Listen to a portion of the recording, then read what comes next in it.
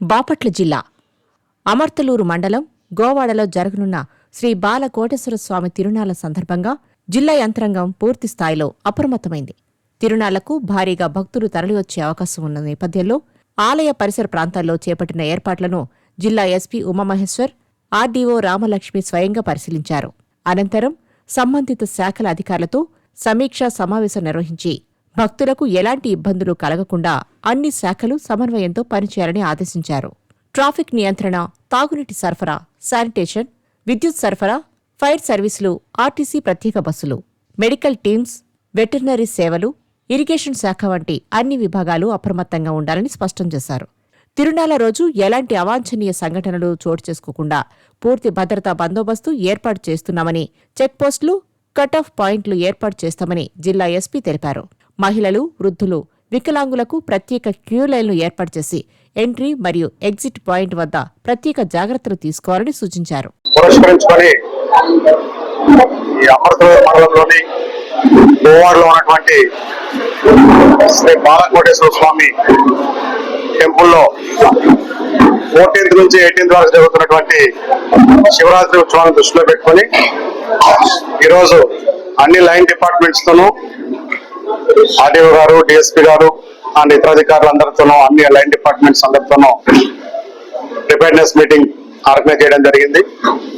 ముఖ్యంగా ఈ ప్రాంతంలో ఈ 4-5 రోజుల్లో భక్తులు సుమారు 1,50,000 పైగా వచ్చేటువంటి అవకాశం ఉన్నందున ఇక్కడ చేపట్టవలసినటువంటి అన్ని రకాల చర్యల్ని ఇన్ అడ్వాన్స్ టేకప్ చేయడం జరిగింది.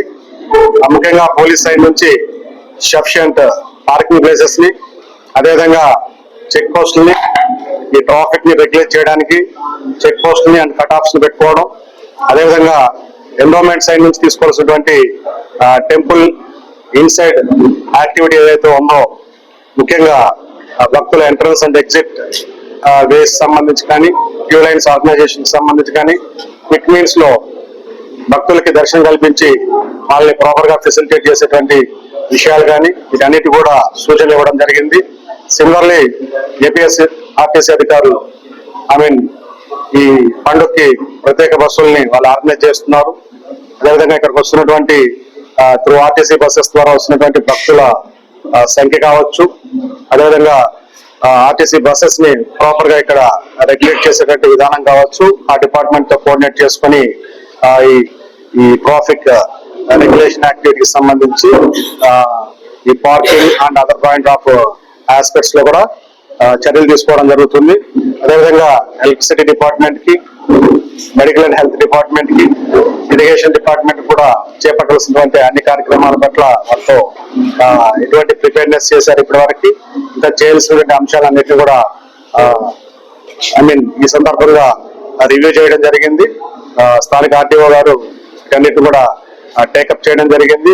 బై 13th ఈవినింగ్ కల్లా కూడా ఈ ప్రిపేర్నెస్ తో అన్ని డిపార్ట్మెంట్స్ కూడా రెడీగా ఉండేటట్లు ఈ 14th and 15th మన coming 14th and 15th Saturday, Sunday, weekend days చుట్టుపక్కల ఉన్నటువంటి అన్ని మండలాల్లో ఉన్నటువంటి భక్తులతో పాటు ఉమెన్ కాంపౌండ్ కూడా ఇక్కడ ఎక్కువ వచ్చేటువంటి అవకాశం ఉంది. కాబట్టి భక్తుల యొక్క రద్దీని దృష్టిలో పెట్టుకొని, సంఖ్యను దృష్టిలో పెట్టుకొని ఈ గోవాడ టెంపుల్ కి సంబంధించి శివరాత్రి ఈవెంట్ సందర్భంగా ఎటువంటి చర్యలు చేపట్టాలో ముందస్తు చర్యలు, అన్ని చర్యలు కూడా అన్ని లైన్ డిపార్ట్మెంట్స్ తో కలిసి టేకప్ చేయడం జరిగింది.